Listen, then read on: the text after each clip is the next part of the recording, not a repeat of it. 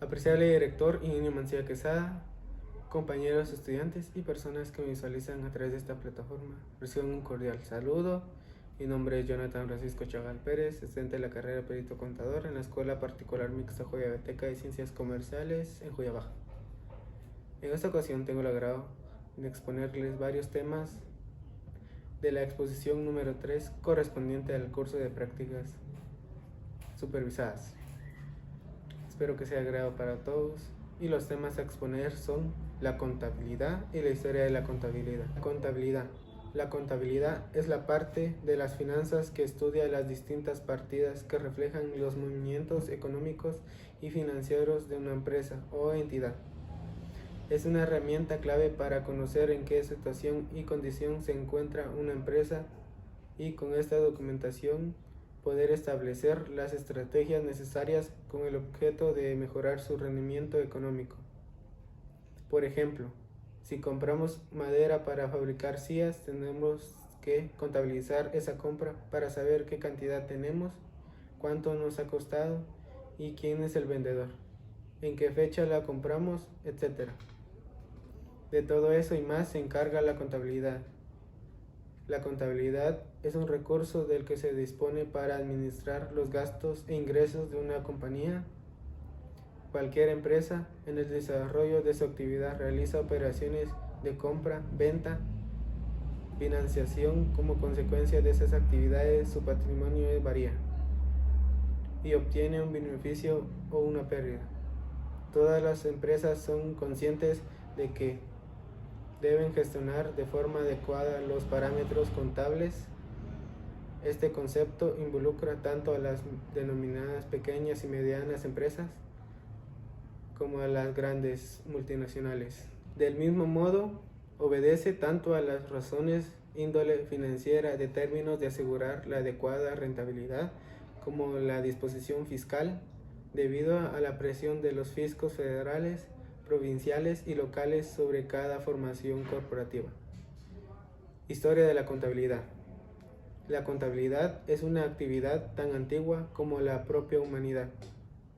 En efecto, desde que el hombre es hombre, y mucho más, que las escrituras han necesitado llevar cuentas, guardar memoria y dejar constancia de datos relativos a su vida económica y a su patrimonio, bienes que recolectaban, cazaban, elaboraban, consumían y poseían, bienes que almacenaban, bienes que prestaban o almacenaban, bienes que daban en administración, etc.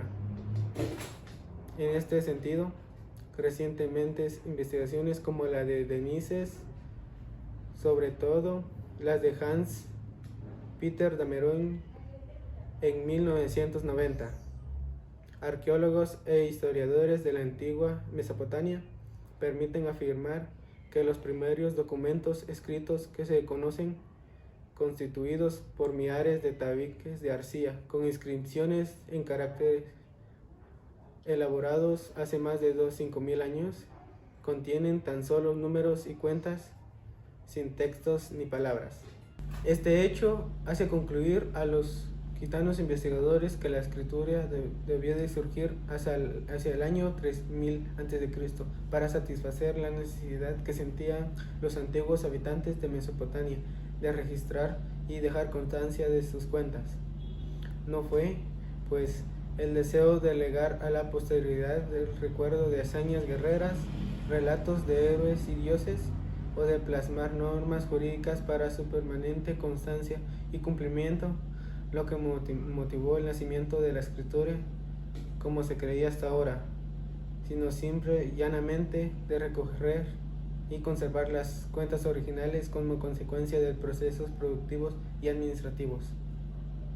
Desde esos primeros tiempos, las actividades de registro contable se han venido surgiendo ininterrumpidamente, aunque solo a partir de los siglos XIV y XV se conservan testimonios escritos con un carácter regular relativamente abundante.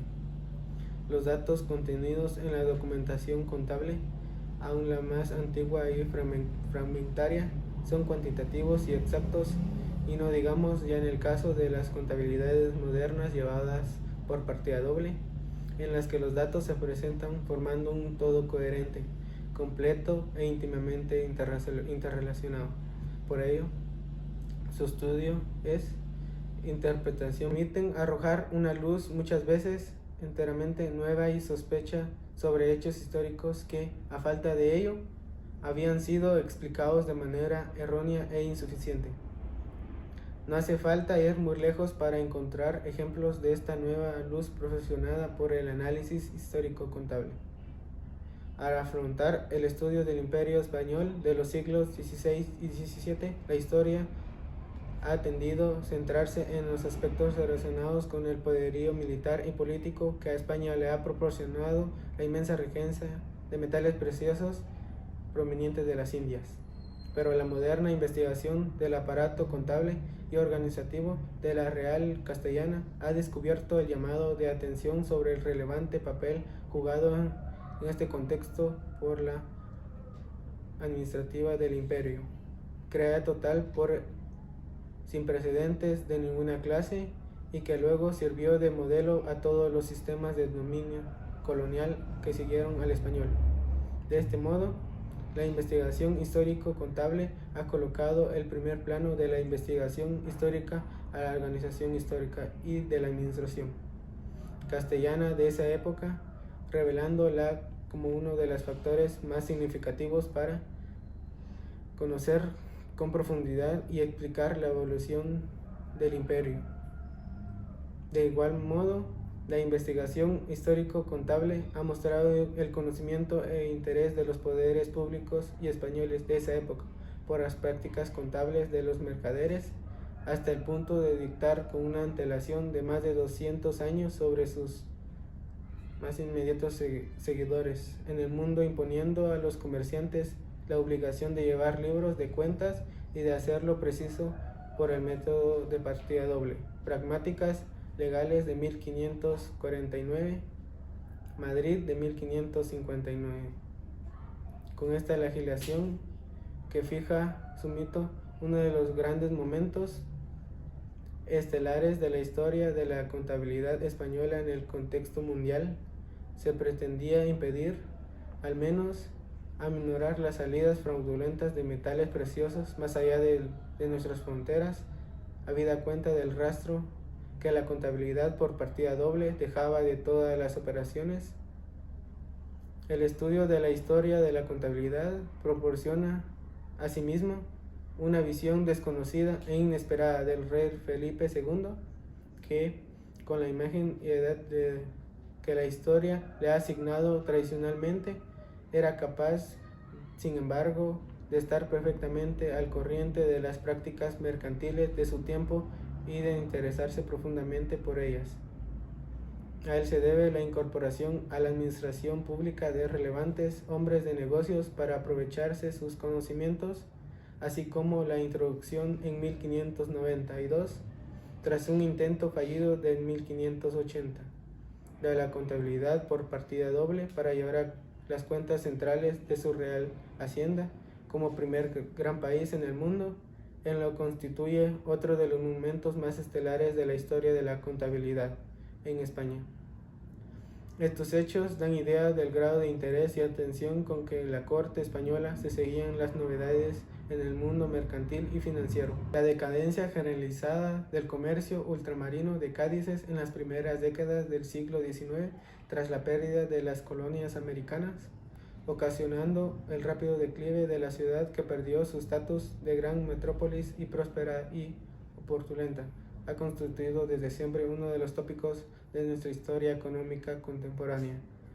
Sin embargo, el reciente estudio de la documentación contable de una empresa comercial ha establecido en el 1793 se ha mantenido viva en nuestros días, puesto que manifestó que sus años de prosperidad con Hispanoamérica fueron precisamente los de la segunda mitad del siglo XIX. No debió de ser, pues, tan fatal y absoluta la decadencia mercantil de Cádiz como consecuencia de la emancipación colonial americana. Este es otro ejemplo de cómo la investigación y las fuentes contables ha venido a corregir y arrojar sobre las percepciones históricas establecidas que habrá que revisar.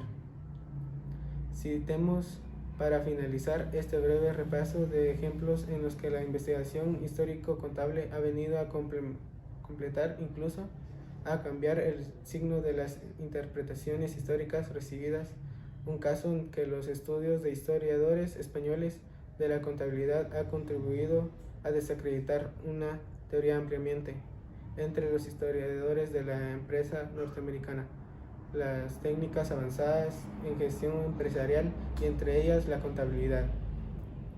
Costes habían surgido en el siglo XIX como consecuencia de las presiones ejercidas por la libre competencia entre las grandes empresas.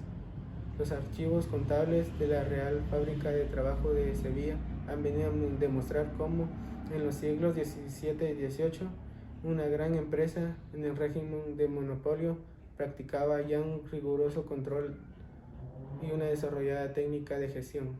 Pues bien, porque si las ventajas de incorporar al análisis histórico-económico el estudio e interpretación de la documentación contable parecen tan evidentes y proporcionan resultados tan gratificantes, la historia de la contabilidad, pese al auge experimentado en los últimos años, es relativamente tan poco conocida y practicada todavía.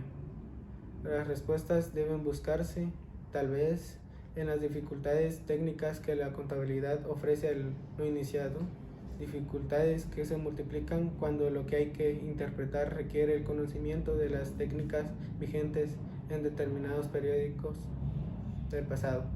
Esta dificultad, precisamente, a que algunos hayan dado a la historia de la contabilidad del apelativo de ingeniería de la historia económica, por considerar su parte más difícil y como efectivamente así es.